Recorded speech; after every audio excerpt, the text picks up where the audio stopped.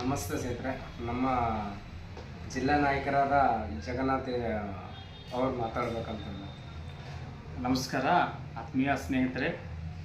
ನಾವು ಈ ಒಂದು ಪತ್ರಿಕಾಗೋಷ್ಠಿ ನಡೆದ ಮುಖ್ಯ ಉದ್ದೇಶ ಅಂದರೆ ನಮ್ಮ ಆಲ್ ಇಂಡಿಯಾ ಡೆಮೊಕ್ರೆಟಿಕ್ ಯೂತ್ ಆರ್ಗನೈಸೇಷನ್ನ 59ನೇ ಸಂಸ್ಥಾಪನಾ ದಿನದ ಅಂಗವಾಗಿ ಶಹಾಬಾದ್ ನಗರದಲ್ಲಿ ಉಚಿತ ವೈದ್ಯಕೀಯ ಶಿಬಿರನ ಮಾಡ್ತಾಯಿದ್ದಾರೆ.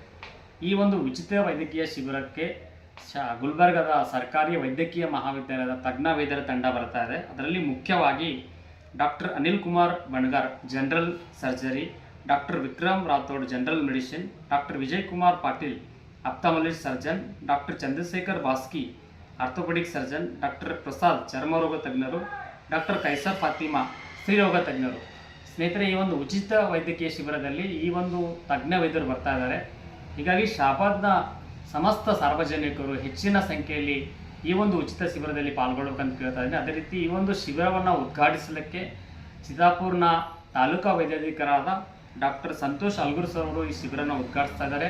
ಅತಿಥಿಗಳಾಗಿ doctor Mohammed Rahim sir, doctor Shankar Rathod sir ಅತಿಥಿಗಳಾಗಿ ಭಾಗವಹಿಸ್ತಾ ಇದ್ದಾರೆ. ಅದೇ ರೀತಿ ಈ ಒಂದು ಶಿಬಿರ ಬಹಳ ಮುಖ್ಯವಾದ ಶಿಬಿರ ಇದೆ.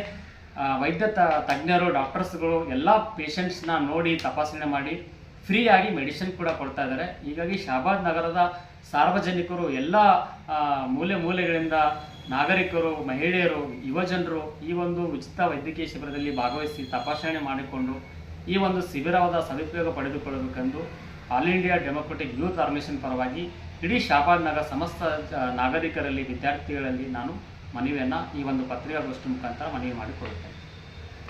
ನಮಸ್ಕಾರ.